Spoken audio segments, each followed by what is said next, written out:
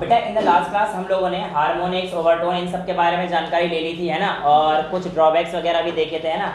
आज हम लोग जो है चीज़ें देखेंगे कि हमारे पास ऑर्गन पाइप्स क्या होते हैं, है ना। उससे पहले मैं आप लोगों को एक चीज़ जो इंट्रोड्यूस कराऊंगा वो कराऊंगा रेजोनेंस। इससे इंट्रोड्यूशन होगा हमारे पास रेजोनेंस। तो आज का सबसे पहला टॉपिक है रेजोनेंस इन स्ट्रिंग ऑसिलेशन। तो सबसे पहले जो मतलब है रेजोनेंस का, पहले तो इस चीज़ को समझ लेते हैं और उसके बाद इसकी कहानी को समझें। रेजोनेंस बेटा एक ऐसी कंडीशन है जहां पर हम लोग मान के चलते हैं कि जो हमारे पास पार्टिकल हैं स्ट्रिंग में, वो किसी एक पर्टिकुलर समय पर सेम फेज में रहे होंगे या उनकी एनर्जी लगभग सेम रही हो। ऐसा समझिए मैं कोशिश कर रहा था बनाने की पर टाइम नहीं मिल पाया। यहाँ पर एक वायर ले लेता हूँ लंबा सा, ठीक है, और उसमें मैं कई सारे पेंडुलम अगर लटका देता हूँ। मैंने एक वायर लिया लंबा सा और उसमें मैंने पेंडुलम लटका दिया। पेंडुलम इस तरीके से लटकाया कि मेरे पास ये एक पेंडुलम है, ये दूसरा पेंडुलम है, ये तीसरा पेंडुलम है, ये चौथा पेंडुलम है, पांचवा है ना, और इस तरीके से मैं जो है आगे लेकर चला गया, ठीक है। अब हुआ क्या कि जब मैंने इस पेंडुलम को हिलाया ऐसे करके और छोड़ दिया, ठीक है, तो मैं देखूंगा कुछ समय के बाद इन सभी पेंडुलम में से इसके साथ सबसे ज्यादा कौन सा वाला पेंडुलम वाइब्रेट करेगा, हिलेगा आगे पीछे। तो आपका आंसर क्या आएगा? तो बड़ा वाला है, छोटा वाला? लेकिन नहीं, जो उसके सेम लेंथ का होगा बेटा वही बिल्कुल सेम उसी के लगभग वाइब्रेट कर रहा होगा, क्योंकि उसकी जो फ्रीक्वेंसी है वो मैच कर जाएगी बिल्कुल। जैसे ये वाला है ऑलमोस्ट बराबर ही मान लो, ऊपर नीचे दिख रहा है, बट मैं बराबर बनाना चाहता हूँ। जी बिल्कुल, और बिल्कुल यही चीज बिल्डिंग के साथ भी अर्थक्वेक में होती है, बिल्कुल बेटा यही कि वहां पे भी उस फ्रीक्वेंसी को जहां पर ये चीज इसके साथ मैच करे उसे हम लोग कहते हैं resonance frequency, resonating frequency. Earthquake वाली जब आती है ना, तो जो हमारे पास मैचिंग मतलब जो बेस होता है और जो बड़ी बड़ी बिल्डिंग होती है ना, तो अगर आपके पास ऊपर से कोई चीज लग रही है, तो अगर एक चीज बहुत ऊपर लटक रही है, दो चीजें सेम चीज पर लटक रही है ना, वो लगभग सेम तरीके से हिलती हैं आपके जो सेम लेवल पे। और अगर एक रहेगी दूसरी रहेगी तो वही ज्यादा तेज हिल रही होंगी, है ना। तो अगर मैं इसको हिलाऊंगा ना ये वाला, तो इसका मतलब कौन सा वाला हिलेगा पता है? वही थर्ड वाला, फोर्थ वाला, कोई सा भी नहीं, ये वाला जो इसके साथ सेम लेवल पे होगा। हाँ ठीक है, क्योंकि उस समय पर ये दोनों हमारे पास किसमें आ जाएंगे? Same frequency. और ऐसी फ्रीक्वेंसी को हम लोग क्या बोलेंगे? Resonating frequency. समझ में आया? अब मैंने कहा आप लोगों के पास एक वेव है जो यहां से यहां तक गई, राइट, और दूसरी वेव लेट से अगर यहां से यहां तक आ गई। समझ पा रहे हो? और मैंने कहा कि ये दोनों जो वेव हैं ये किसी एक टाइम पे आकर रेजोनेटिंग फ्रीक्वेंसी पे आएंगे। तो बेसिकली इस वेव ने यहां से लेकर यहां तक की डिस्टेंस ट्रेवल करी होगी, इस वेव ने यहां से यहां तक की डिस्टेंस ट्रेवल करी होगी। तो टोटल डिस्टेंस लेट से अगर इसकी लेंथ l है, यही वेव पहले यहां पर गई और दूसरी जब यहां पे आई, तो मैंने कहा लेट से कहीं एक रेजोनेंस पॉइंट रहा होगा, मुझे अभी नहीं पता कहां है, क्या है मुझे कुछ भी नहीं पता अभी तो बस मैंने जो है एक वेव डाली है और चल रही है अपने आप, मुझे उससे कोई मतलब तो है नहीं। वैसे ने वेव दिया और यहाँ से लौट के वापस आई है, और उस बीच में कितना रेजोनेंस रहा होगा, कहाँ पे रेजोनेंस रहा होगा, मुझे कुछ नहीं पता, राइट। तो मुझे ये पता है कि जब ये वेव यहाँ से लेकर यहाँ तक आएगी, उस समय पर जो इसने टाइम लिया होगा वो मेरे पास 2L/v के इक्वल होगा। सीधी सीधी बात है ना, speed is equal distance upon time. Distance कितनी होगी? यहां से अगर L है तो यहां से वापस आने में 2L/v हो गया। क्लियर है? इसमें तो कोई डाउट नहीं है। अब मैंने कहा अगर मेरे पास यहां से लेकर यहां तक एक कंप्लीट साइकिल को करने का टाइम पीरियड t है, तो ये यहां से गई, फिर ये ऐसे जाएगी, फिर ये ऐसे आएगी, फिर ये ऐसे आएगी। कितनी बार? अगर इस डिस्टेंस के इक्वल रखना है, इस टाइम पीरियड के इक्वल रखना है, तो मुझे ये पता होना चाहिए कितनी बार इसने कंप्लीट साइकिल करी। यानी कि लेट से इसने 4 साइकिल कर ली, 5 कर ली, 6 कर ली, मुझे नहीं पता ना अभी, तभी तो मैं आपको दिखाया कि जब 4 साइकिल होगी, 5 भी हो सकती है, किसी भी जनरल नंबर ऑफ टर्म्स में वाइब्रेट कर सकती है, वाइब्रेट कह रहा हूं अपना टाइम पीरियड कंप्लीट कर सकती है। यहाँ तो इसे चलो 1 2 वापस आई 3 और 4 4 वाला कंप्लीट कर, लेकिन हर बार 4 होगा जरूरी तो नहीं है। तो मैं जनरल टर्म के लिए लेता हूं कि जो मेरे पास अगर टाइम पीरियड t है यहाँ से लेकर यहाँ तक का, तो यहाँ से लेकर यहाँ तक आने में जिसने टाइम लिया होगा वो n t लिया होगा। n मतलब कितना नंबर ऑफ लूप्स से कवर कर रहे हैं, समझ में आ रहा है। तो यानी कि अगर मैं आप लोगों से बोलूं ये भी टाइम के इक्वल है, ये भी पूरा टाइम यहाँ से लेकर यहाँ तक आने का टाइम है, और ये भी मेरे पास पूरे यहाँ से लेकर यहाँ तक आने का टाइम ही है ना। इट मींस ये दोनों टर्म आपस में इक्वल है। तो आप कह सकते हो कि सर आपका 2l/v ये हमारे पास n टाइम्स ऑफ t के इक्वल है। यहां तक किसी बच्चे को कोई दिक्कत? क्लियर है। अब अगर मैं आप लोगों से बात करता हूं कि वेलोसिटी इज इक्वल्स टू क्या होता है, डिस्टेंस अपॉन में टाइम, और डिस्टेंस बेसिकली इसका यहां तक क्या रहेगा, इसका लेंथ, वेवलेंथ बेसिकली। तो v is equals to λ/t लिखा जा सकता है। Velocity is distance upon distance, यहां पे बिल्कुल वेव की स्पीड से वेव जो ट्रैवल कर रहा है उसकी वेवलेंथ।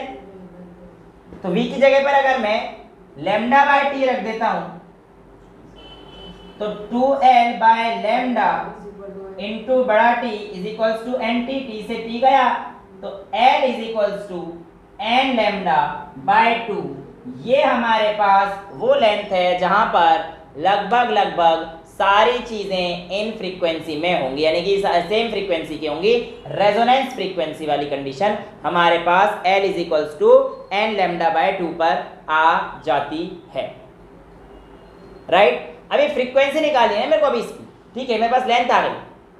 तो फ्रीक्वेंसी के लिए मैं क्या कर सकता हूं, f is equals to v by lambda, ये तो हम लोगों ने पढ़ रखा है।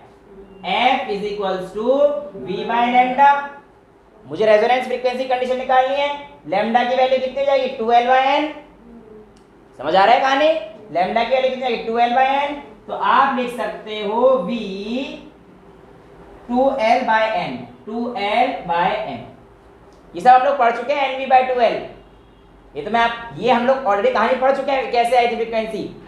याद करो, nv/2l first harmonic second harmonic, उसमें हम लोगों ने पढ़ा था फ्रीक्वेंसी। वहां पे एक बार 4l आई थी, एक बार 2l आई थी, राइट, नोट्स और एंटीनोट्स की कहानी में। तो यहाँ पर भी कहानी तो वही आ रही है ना, यानी कि डिफरेंस तो कुछ है नहीं। तो अगर मुझे बात करनी हो तो क्या मैं ऐसे लिख सकता हूं, ये जो रेजोनेटिंग फ्रीक्वेंसी कंडीशन है nv/2l, और v को अगर √t में लिखना हो तो n/2l। ये सारी कहानी हम लोग कर चुके हैं। यहां तक मुझे नहीं लगता आप लोगों को कोई प्रॉब्लम आनी चाहिए।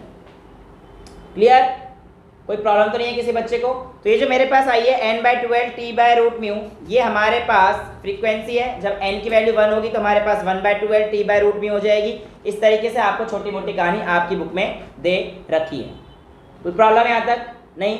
अब हम लोग अपने अगले टॉपिक पर आते हैं, वाइब्रेशंस ऑफ कॉम्पोजिट स्ट्रिंग्स। क्या बोला है बेटा इसने, वाइब्रेशन ऑफ कॉम्पोजिट स्ट्रिंग। अब कॉम्पोजिट स्ट्रिंग क्या है, इस चीज को पहले समझ लेते हैं। समझ में आया कहानी, कर लोगे रेजोनेंस वाली, कोई दिक्कत नहीं। पूछेगा रेजोनेटिंग फ्रीक्वेंसी किस लेंथ पे आ रही है, तो आपको अगर ये दे रखा हो तो एल निकाल लो, वी किसी की टर्म्स में निकाल सकते हो, कोई प्रॉब्लम तो नहीं है।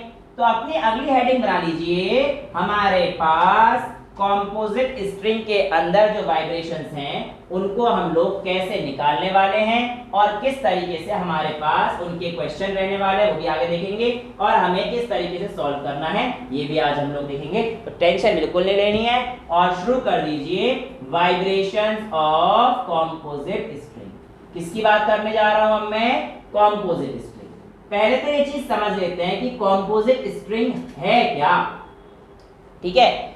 अब मैंने कहा बेटा यहां पर मेरे पास एक कोई एंड है और दूसरा भी एंड में चलो फिक्स करके अभी चलो। जब मेरे पास ये दो एंड फिक्स हो गए बेटा, तो मैंने क्या करा, स्ट्रिंग कॉम्पोजिट कर दी। कैसी स्ट्रिंग कर दी, कॉम्पोजिट। यानी कि जो मेरे पास अब तक की कहानी थी वो कुछ ऐसी थी जहां पे सिर्फ और सिर्फ एक ही वायर में चल रही थी, यानी कि जितनी भी कहानी चल रही थी उसमें जो मेरे पास वायर का मटेरियल था वो क्या है, बिल्कुल सेम था हर जगह पर। लेकिन इस बार मैं क्या करने जा रहा हूं कि मेरे पास L1 लेंथ तक तो एक वायर होगा और दूसरा जो लेंथ होगा L2 इस तक दूसरा वायर। यानी कि यहां से मैं अब क्या करने जा रहा हूं, वायर का मटेरियल मेरे पास क्या हो गया है, चेंज हो चुका है।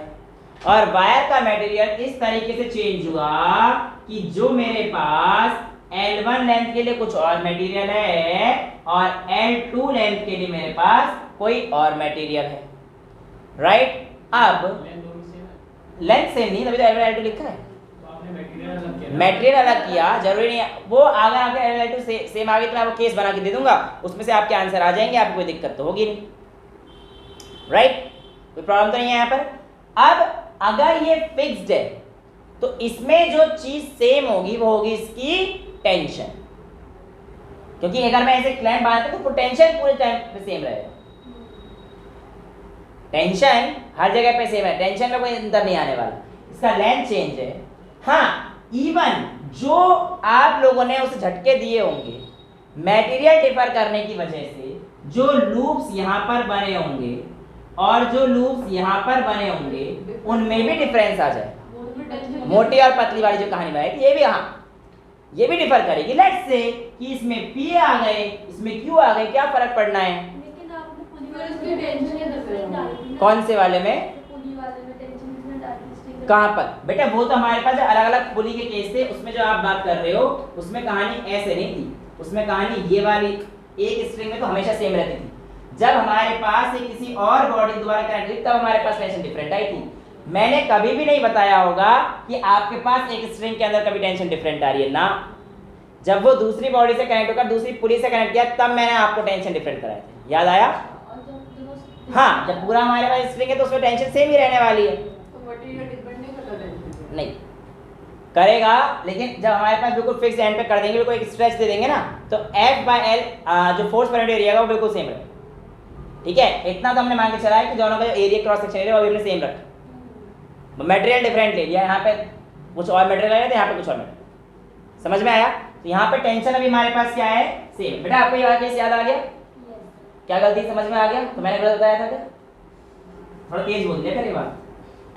नहीं बताया। चलिए, अब बेसिकली मुझे ये चीज पता है कि अगर मैं यहां से वेव दे रहा हूं तो एक जो चीज यहाँ पर कांस्टेंट रहने वाली है, जहां पे सारी चीज सेम जगह पर वाइब्रेट करने वाली है, वो मेरे पास वो कंडीशन कौन सी होगी? रेजोनेटिंग फ्रीक्वेंसी की कंडीशन होगी। और वो जो मेरे पास क्या बेटा, हम F से कर लो, किससे भी कर लो। और मैंने कहा कि F जो है मेरी फ्रीक्वेंसी थी, ये बराबर होगी जो इस लूप में फ्रीक्वेंसी आई होगी F1 के, और इस लूप में भी कहीं ना कहीं मैंने क्या बोला था कि आपके पास यहाँ पे कोई भी एक वायर है तो ये वाला जो है यहाँ पे आप बीच में कुछ भी लगा दो, लेकिन ये वाला इसके साथ ही रेजोनेंस फ्रीक्वेंसी में आएगा। यानी कि जो फ्रीक्वेंसी एक बार यहाँ पे रेजोनेंट आई होगी, इस वाले में भी कहीं ना कहीं रेजोनेंस में आई होगी। लेट्स से वो मेरे पास F2 पॉइंट यहाँ पे आया होगा, लेकिन रहेगी तो उनकी फ्रीक्वेंसी बराबर, क्योंकि वो रेजोनेंस कंडीशन में हो जाएंगी। तो ड्यूरिंग रेजोनेंस कंडीशन जब आपके पास वाइब्रेशन होती है कंपोजिट स्ट्रिंग में, तो उस समय पर अगर आपसे बोलेगा उसकी फ्रीक्वेंसी कितनी है, तो आप लोग कैसे निकालेंगे ये आपको पता रहना चाहिए। लेकिन यहाँ पे लेंथ तो सेम, यहाँ पे लेंथ सेम नहीं है ना, तो हाँ इसका केस आएगा, केस बनेगा बेटा, इसका केस बना देता हूँ, टेंशन क्यों लेते हो। तो मेरे पास ध्यान रखिएगा, ये जो F एक्सटर्नल है ये बात होता है कि रेजोनेटिंग फ्रीक्वेंसी में कंडीशन ये होगी, इसमें तो यहाँ तक तो कोई प्रॉब्लम नहीं है किसी को। अब मैं अगर आपसे कह देता हूं, देखो मेरे पास ये फ्रीक्वेंसी की जो वैल्यू आई थी, क्या मेरे को कोई बता पाया क्या आई थी? n/2n √ times t/μ। यही कहानी आई थी हमारे पास फ्रीक्वेंसी की, रेजोनेंट फ्रीक्वेंसी की कहानी कंडीशन में। ये वाली सारी कहानी भी हमारे पास तभी है जब रेजोनेंट फ्रीक्वेंसी हो रही है। लेकिन इस बार अगर मैं F external = F1 है, तो अगर मैं इसको लिखता हूं F external = इसकी टर्म्स में, पहले वाले यहां तक की पॉइंट की टर्म्स में, n की जगह पर नंबर ऑफ लूप्स की जगह पर क्या आ जाएगा इस बार मेरे पास? P। तो मेरे पास ये आ जाएगा P/2 टाइम्स, इसकी लेंथ कितनी हो गई बेटा? L1 √ t/μ। t/μ मेरे पास क्या कोई चेंज होगा? तो आप कहोगे सर t तो चेंज नहीं होने वाला, म्यू किस पर डिपेंड कर रहा है? मास और लेंथ पर। ठीक है, यानी कि अगर मैं बात करूंगा t तो सेम रहने वाला है बट म्यू डिफर कर रहा है, यानी कि म्यू डिपेंड कर रहा है मास और लेंथ दोनों पर। इसका मतलब मैं μ1 लिख देता हूं इसके लिए, राइट।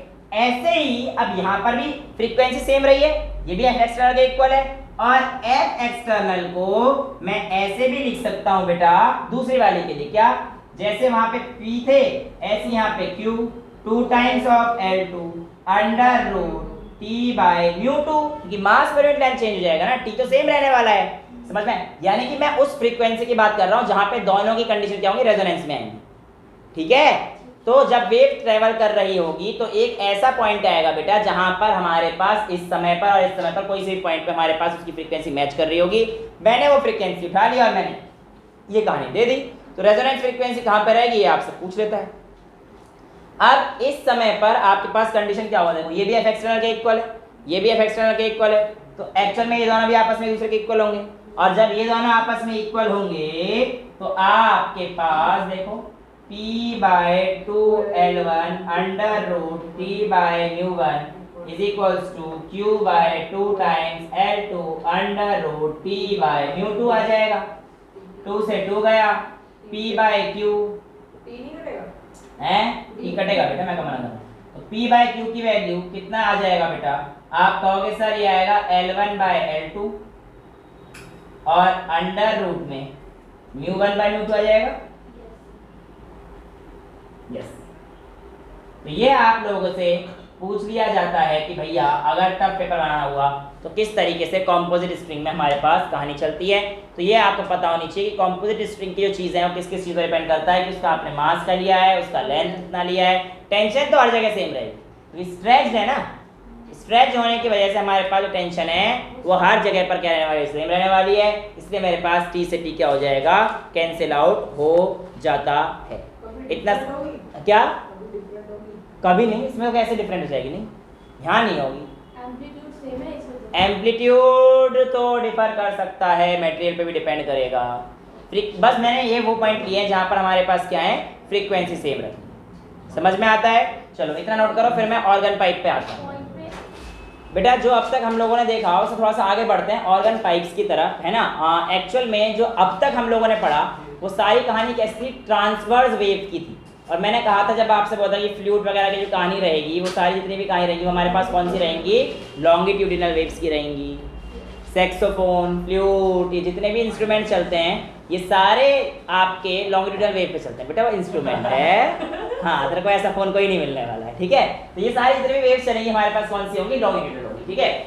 लॉन्गिट्यूडिनल वेव्स अभी मैं आपको एक प्रेशर वेव्स की टर्म्स में लेके बताता हूँ, किसकी टर्म्स बताता हूँ, प्रेशर वेव्स की टर्म्स, ठीक है। अब इसमें टाइम वेस्ट होगा तो मैंने पहले बना के रख दिए, यहाँ पे पूरा ब्लैंक खाली है, इसमें हम लोग समझने की कोशिश करें, राइट। लेट्स से कि मेरे पास आपके पास P1 की वैल्यू थी, let's say delta P not sine omega T minus K x एक की थी, और P2 की वैल्यू भी मैं ले लेता हूँ, delta P not sine omega T plus K x हो जाएगी।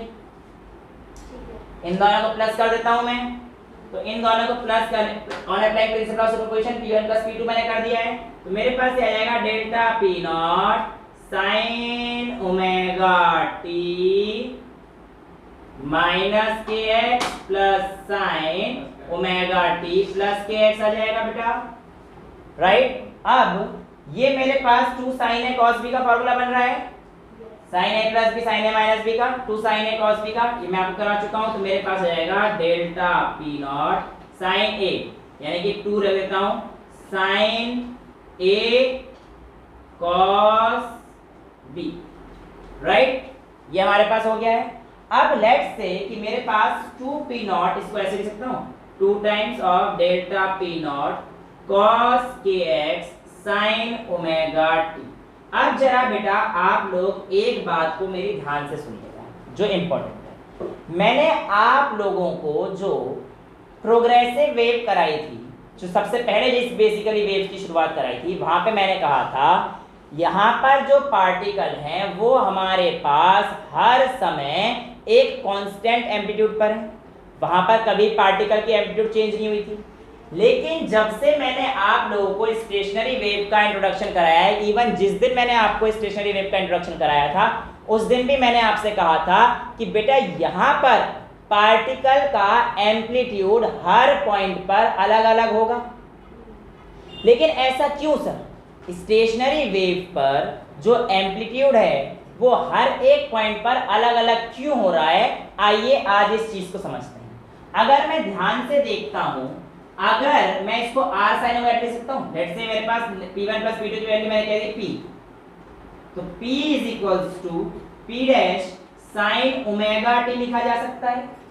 ये जो वैल्यू है ये हमारे पास एम्पलीट्यूड हुआ करता था, इस एम्पलीट्यूड की वैल्यू 2p0 cos kx है, यानी कि जो मेरा एम्पलीट्यूड है बेटा ये किसके साथ वेरी कर रहा है, x के साथ वेरी कर रहा है ना। और क्योंकि ये हर पॉइंट पर x के साथ वेरी करता हुआ हमें नजर आ रहा है, यही कारण होता है कि स्टेशनरी वेव्स के दौरान हमारे पास जैसे जैसे x बदलेगा पार्टिकल का एम्पलीट्यूड भी बदलेगा या बढ़ेगा, वो आपके ऊपर डिपेंड है, क्योंकि आपके पास एक पॉइंट बढ़ेगा फिर घटेगा फिर बढ़ेगा फिर, क्योंकि हमारे पास बेटा x चेंज हो रहा है तो नोड से एंटी नोड जाते वक्त तो बढ़ेगा और एंटी नोड से नोड आते वक्त हमारे पास क्या हो जाएगा, घट जाएगा। समझ में आती है इतनी बातें। अब हम लोग आगे, ये कहानी समझ में आ गई, इसमें तो कोई प्रॉब्लम नहीं है किसी को। अब हम लोग अपने आगे केस पे आते हैं बेटा ऑर्गन पाइप पर। ऑर्गन पाइप हमारे पास दो तरीके के होते हैं, एक हमारे पास होता है ओपन ऑर्गन पाइप, ये जो स्ट्रक्चर बना रखा है, और ये वाला जो स्ट्रक्चर है मेरे पास किसका है बेटा, क्लोज्ड ऑर्गन पाइप का। ओपन ऑर्गन पाइप के दोनों ही तरफ हमारे पास क्या है, ओपन है, और ये मेरे पास क्या है, दोनों ही तरफ क्लोज है, राइट। अभी जो है मैं इसका एम्पलीट्यूड टू cos kx के साथ रखूंगा, अभी मैं यहाँ पे आपको मैक्सिमम और मिनिमम की कंडीशन बताऊंगा।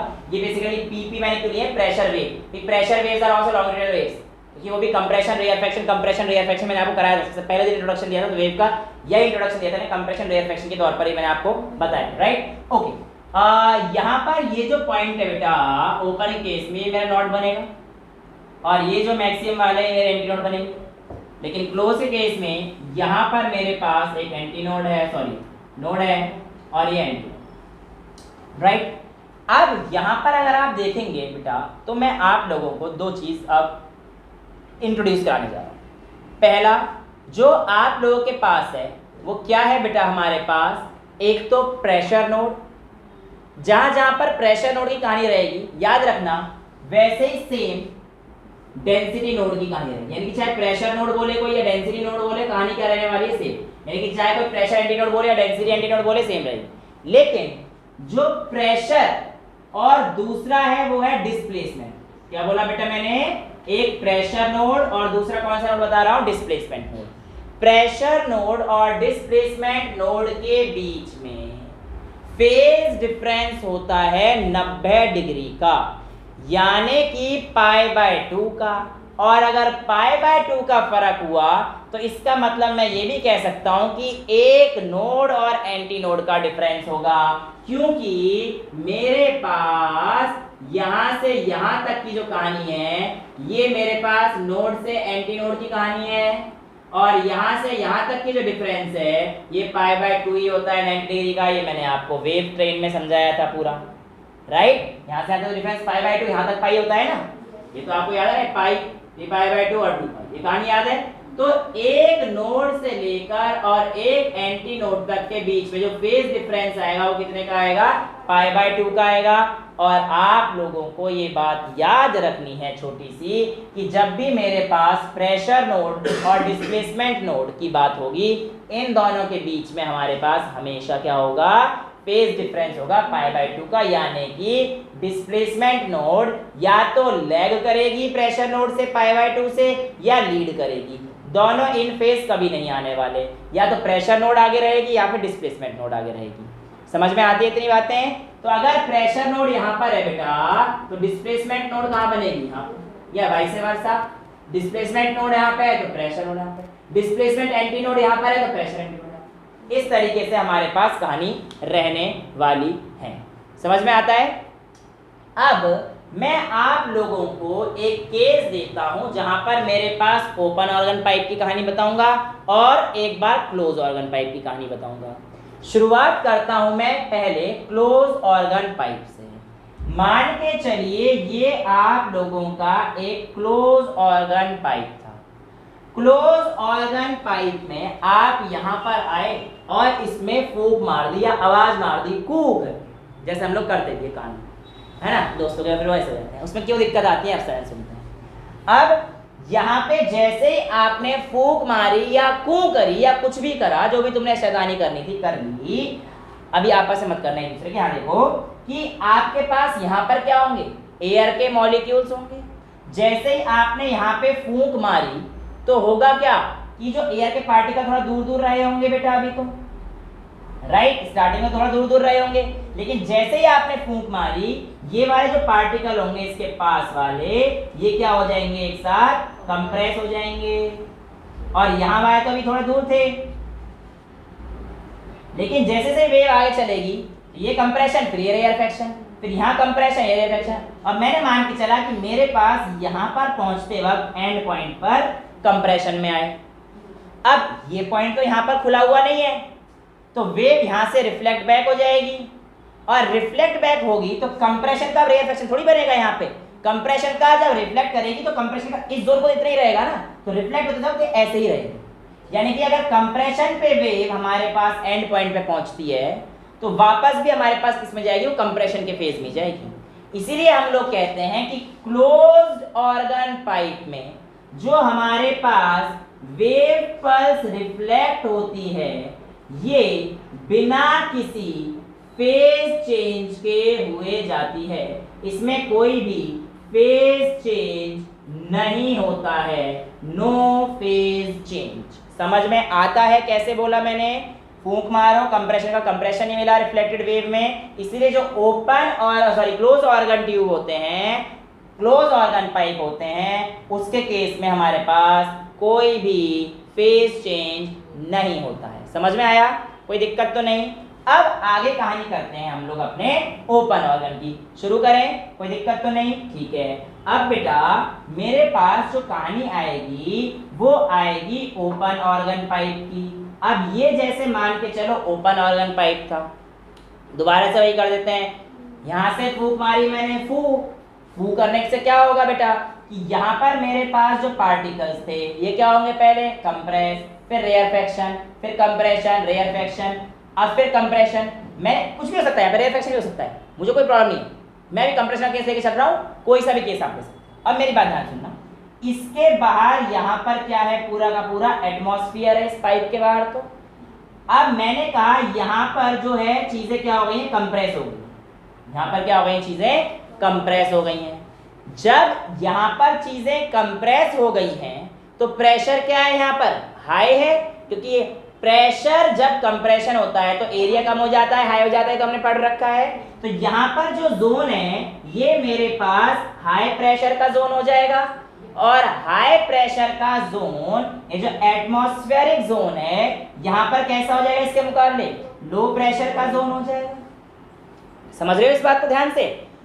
तो जो हमारे पास एयर के मॉलिक्यूल्स हैं वो कहां से कहां पर जाएंगे, हाई प्रेशर से लो, ये तो हम लोग जानते हैं, पूरा बर्नौलीज थ्योरम कर चुके हैं। तो हाई से लो की तरफ जाएंगे, जैसे ही ये हाई से लो की तरफ जाएंगे ये कंप्रेशन वाले सारे बाहर आ जाएंगे, और यहाँ पे पीछे क्या आ जाएगा, रेयरफेक्शन आ जाएगा।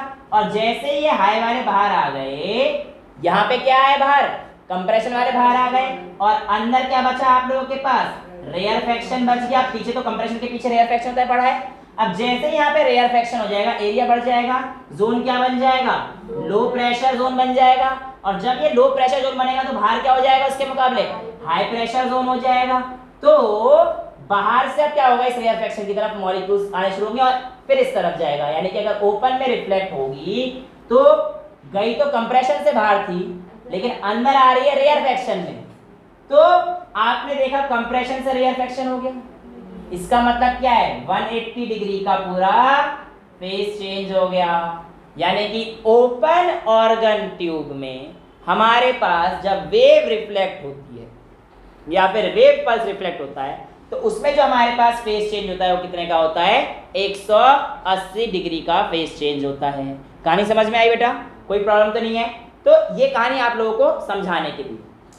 अब अगर मैं इसके कहानी देता हूं कि भैया कहाँ पे मैक्सिमा होगा, कहाँ पे मिनिमा होगा, ये सारी कहानी आप लोगों को देखनी है। तो देखो cos kx की वैल्यू, बेसिकली मैंने आपको बताया था ये सारी चीजें कि बेटा जब भी आप लोगों को मैक्सिमा देखना है, मिनिमा देखना है, हम लोग किस फंक्शन को देखें जिसके साथ k लगा हुआ है। मैंने आपको बताया था, बेसिकली हम t के साथ भी देखते हैं, ऐसा नहीं है, लेकिन मैंने आपको बताया था आपको बचने के लिए ट्रिक बताया, क्योंकि t वाले जो फंक्शन है फिर with respect to time change करेंगे, वहां पे देखते हैं। लेकिन अभी तो हमें देखना नहीं है, अभी तो हम लोग x के रेस्पेक्ट में देखेंगे कि हमारे पास जो पार्टिकल का एम्पलीट्यूड है, नोड और एंटीनोड जो है वो हमारे पास किसके बेस पे बन रहे हैं, x के बेसिस पे बन रहे हैं। राइट। तो इसलिए हम लोग सारी चीजें किसके बेस पे देखेंगे, एक्स के बेस पे देखेंगे। तो आपके पास 3 केस बनेंगे, मैक्सिमा, मिनिमा और जहां पर कोई भी प्रेशर फेट नहीं होगा, राइट। ओके, पहले बात करता हूं मैं मैक्सिमा। तो मैक्सिमा के लिए cos kx की वैल्यू क्या होनी चाहिए, 0। और cos kx की वैल्यू हमारे पास 0 कितने पे होती है बेटा, सॉरी मैक्सिमा के लिए kx के लिए 1 होनी चाहिए, आई एम सॉरी, मतलब 0 पे cos की वैल्यू पे 1 होती है ना, ये कहना चाह रहा था। तो 1 वैल्यू होती है 0 डिग्री पे होती है ना। और ये वैल्यू हमारे पास मेरे हिसाब से n लैम्डा पे आ जाएगा, 2 पाई बाय लैम्डा कराया था, k is equal to pi by lambda, cos k is equal to pi पे हो जाएगा। इसकी वैल्यू 1 कितने पे, 0 पे होती है, 0 के बाद पाई पे होगी, याद है ना, ऐसा ही होगा। तो यानी कि अब देखो यहां से cos का ग्राफ कुछ इस तरीके से, राइट। तो ये 0, ये पाई, राइट, ये 2 पाई होगा, 0 pi by 2 pi, 3 pi by 2 2 पाई, यानी कि 2 पाई पे वैल्यू है। तो cos kx इक्वल 2 पाई आना चाहिए हमारे पास। तो यहाँ पे आएगा kx इज इक्वल टू 2 पाई, लेकिन x की वैल्यू मेरे को निकालनी थी, तो k के 2 पाई by lambda, 2 pi by lambda इसके नीचे रख दूंगा, तो x की वैल्यू हो जाएगी ये। तो यानी कि x के लिए जब लैम्डा, यानी कि n लैम्डा पर जो cos kx होगा क्या होगा, मैक्सिमा होगा, हमेशा n लैम्डा के टाइम से मैक्सिमा होगा।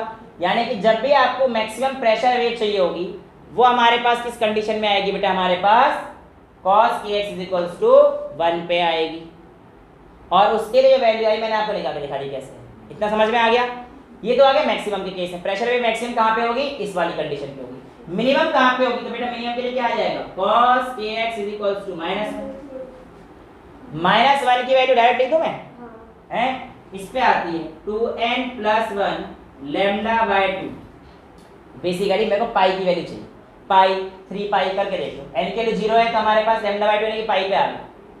अरे यार आप समझ गए कहानी को। तो पाई की वैल्यू आपको रखनी है ना, cos kx की वैल्यू हमारे पास यहाँ पे से 2 पाई के इक्वल रखी थी मैंने, यहाँ पे पाई के इक्वल रख दिया, आंसर आ जाएगा 2 पाई बाय लैम्डा की। समझ में आ गया। तो ये हमारे पास जो वैल्यू होती है ये मिनिमम की रहती है, ये होगी मैक्सिमम की, हो गई मिनिमम की। लेकिन कोई ना कोई जोन ऐसा भी तो आएगा जहां पर कोई भी pressure change in pressure basically delta P feel ही नहीं होगा। तो तीसरा केस आप बना देना, मैक्सिमा हो गया, मिनिमम का केस समझ में आ गया। यानी कि तीसरा जो केस आएगा when delta P is equal, जहां पे आपको जितना एटमॉस्फेरिक प्रेशर बाहर है उतना एटमॉस्फेरिक प्रेशर अंदर मिलेगा। ऐसा केस में हमारे पास क्या होना चाहिए, cos kx क्या होनी चाहिए, 0, यानी कि पाई बाय 2 पर cos 90 0 होता है ना, पाई बाय 2, और पाई बाय 2 की कंडीशन इसमें क्या होती थी, 2n + 1 डायरेक्ट लिख दिया मैंने, अब लैम्डा बाय 4।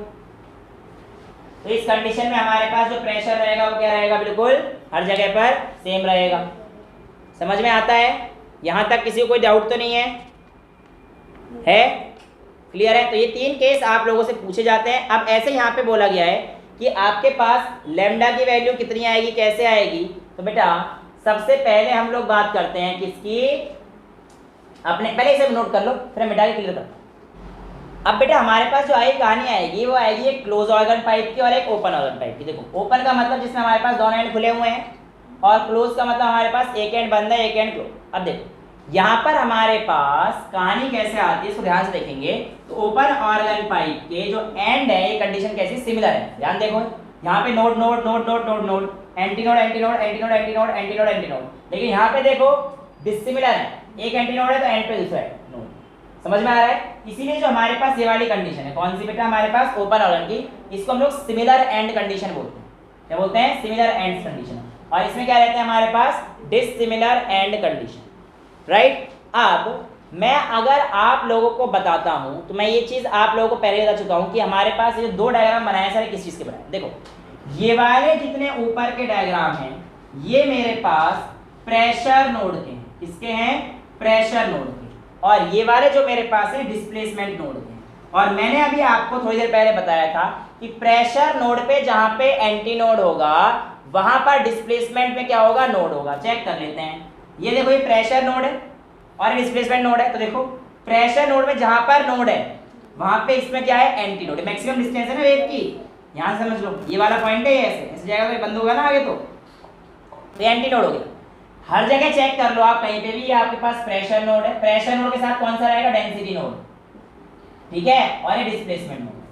तो प्रेशर नोड और डेंसिटी नोड में आपको हर जगह पर क्या मिल जाएगा, फेज डिफरेंस 90 डिग्री का फर्क, यानी कि जहां पे एक तरफ एंटी नोड होगी वहां पे दूसरी तरफ हमेशा नोड ही होगी, इन दोनों केस में से डिफरेंस है। ये चीज समझ में आ गई। अब मैं अगर इसकी कहानी को लेता हूं तो ये कहानी कुछ बिल्कुल सिमिलर आपको वैसी नजर नहीं आ रही क्या, जहां पर हमारे पास स्ट्रिंग फिक्स थी दोनों एंड के केस पर, लगने को लगता है ओपन, बट इसकी कहानी सिमिलर कैसे होती है, जहां पर हमारे पास दोनों एंड से स्ट्रिंग फिक्स। देखो दोनों एंड से उस दिन आदित्य आया था, यहाँ पर उसने हाथ को पकड़ा था और मैंने हाथ पकड़ा था, तो यहाँ पर बेटा और यहाँ पर क्या हुआ था, हमारे पास नोड बन गए थे और ऊपर से हम लोग क्या कर रहे थे, वो एंटी नोड बना रहे थे। तो ये कहानी वही तो हो गई, ये वाली वो हो गई, और ये ऐसे हिला रहे हैं हम दोनों, मतलब ये समझ रहे अरे यार ये वाला मतलब समझ गया ना भाई, गलत मत लेना बेटा, तेरे को मजाक बना रहा है तेरा, लेकिन तूने अच्छा काम किया था। ये वाला ये अरे ये मेरे भाई ये मैं रोस्ट नहीं कर रहा। कौन सी जॉब, गुड जॉब। अच्छा अरे मेरे को लगा उसने कहा तूने हाथों से जॉब दी है, तो मुझे नहीं पता क्या कहना है इसे। अच्छा इधर आओ इधर आओ मतलब ये हाँ वापस आ जाए नालायकों। अच्छा इसी केस में ये जो कंडीशन थी, it is similar to that of when the string to both ends are fixed, और ऐसे केस में आपके पास L की वैल्यू क्या आई थी, n λ/2। अब मैं पूरा ड्राइव नहीं कर रहा, हम लोग देख लेना पीछे, पूरा डेरिवेशन करा चुका हूं मैं इसकी, n λ/2, ठीक है। तो यहाँ पर मैं आपसे कह सकता हूँ कि मेरे पास लैम्डा की वैल्यू 2L/n आ जाएगी बच्चा, किसी को कोई प्रॉब्लम तो नहीं है। अब कहानी है कि इनकी फ्रीक्वेंसी क्या होगी, तो फ्रीक्वेंसी बहुत सिंपल है। फ्रीक्वेंसी क्या होती है बेटा मेरे पास, बताइए। आप ऐसे लिख सकते हो, velocity is equals to frequency into lambda, तो frequency is equals to v/λ हो जाएगी। और इसके केस में बिल्कुल सेम चीज आने वाली है जो हम पढ़ चुके हैं। लैम्डा की वैल्यू क्या आ रही है, 2L/n, तो nv/2L, और you can say f is equals to nv/2L। जब आप n की वैल्यू को 1 लेंगे, वो आपके पास फंडामेंटल मोड होगा और फर्स्ट हार्मोनिक होगा। जैसे ही आप लोग n की वैल्यू को 2 लेंगे, ये कितना हो जाएगा, 2v/2L, तो f इज इक्वल्स टू, ये हो जाएगी इसकी कहानी v/2L, ये हो जाएगा v/L, एंगल 2 लेने पर ये हो जाएगा। ये हमारे पास क्या हो जाएगा बेटा, सेकेंड हार्मोनिक, और सेकेंड हार्मोनिक के साथ क्या आया था, फर्स्ट ओवरटोन, राइट, याद आ रहा है। ऐसे ही हमारे पास जब n की वैल्यू 3 हो जाएगी, तो f इज इक्वल्स टू कितना हो जाएगा, 3v/2L, थर्ड हार्मोनिक और सेकेंड ओवरटोन। यानी कि जब हमारे पास कहानी कैसी होंगी, ओपन ऑर्गन पाइप की, तो अगर हमसे फ्रीक्वेंसी निकालने के लिए बोलेगा, न्यूमेरिकल हम वाली क्लास में करेंगे तो आपको और अच्छे समझ में आ जाएगा, कोई टेंशन वाली बात नहीं है। लेकिन कहानी तो समझ में आनी चाहिए। फर्स्ट ओवरटोन बोलेगा सेकंड ओवरटोन पे, तो आपको कहानी पता रहनी चाहिए कि हमारे पास किस तरीके से कैसे रहने वाली है। समझ में आ रहा है, कोई प्रॉब्लम तो नहीं है बच्चा। तो ये कंडीशन थी बिल्कुल सेम किसकी तरह थी, when the strings are fixed at both the ends. अब इसके विपरीत जब हमारे पास कहानी आ जाएगी किसकी, वन एंड क्लोज, यानी कि क्लोज ऑर्गन पाइप की, तो क्लोज ऑर्गन पाइप वाली कहानी ऐसी हो जाएगी जब इसको लेकर हमने एक एंड से फिक्स किया था और दूसरा एंड क्या था हमारे पास, फ्री था। तो उसके केस में L की जो वैल्यू आई थी, मैं आप लोगों को बताता हूँ क्या थी, 2n+1 λ/4 हुआ करती थी वहां पर। तो उसके केस में L की वैल्यू 2n+1 λ/4 हुआ करती थी। तो यहां से आप लोगों के पास lambda is equals to 4L/2n+1 आ जाएगा बच्चा। कोई प्रॉब्लम तो नहीं है किसी को। अब फिर से वही f is equals to v/λ 4L/2n+1, तो यहाँ पे आपके पास फ्रीक्वेंसी कितनी आ जाएगी, 2n+1 इंटू v/4L, राइट। जो इस बार आपकी फंडामेंटल मोड होगी उसमें n की वैल्यू कितनी हो जाएगी, 0, फर्स्ट जो हार्मोनिक होगी। तो हमारे पास v/4L आ रहा है, तो 4l by 2n plus 1 for n is equals to 0 f is equals to v by 4l fundamental frequency और फर्स्ट हार्मोनिक। समझ में आ गया ना? इसको 0 ले लूंगा n की वैल्यू के लिए। फंडामेंटल के लिए हमारे पास n की वैल्यू कितनी आ जाएगी? 0 आ जाएगी, है ना? तो ये 0 आ गया तो कितना आ गया? v by 4l। ये हमारे पास क्या है? फर्स्ट हार्मोनिक या फंडामेंटल मोड। समझ में आ गया? जब मैं n की वैल्यू को 1 लूंगा तो 2 plus 1 3 v by 4l second harmonic first overtone. ये क्या हो जाएगी हमारे पास? सेकेंड हार्मोनिक और फर्स्ट ओवरटोन। सिमिलरली जब n की वैल्यू को 2 लूंगा 5v by 4l आ जाएगा, थर्ड हार्मोनिक सेकेंड ओवरटोन। समझ में आती हैं? ये सारी कंडीशन तो सेम है, हम लोग पहले कर चुके हैं। तो बिल्कुल जस्ट पीछे वाली जो क्लास थी हमने वहां पे भी ये चीज करी है। स्टेशनरी वेव में भी, लॉन्गिट्यूडनल वेव में भी सेम है।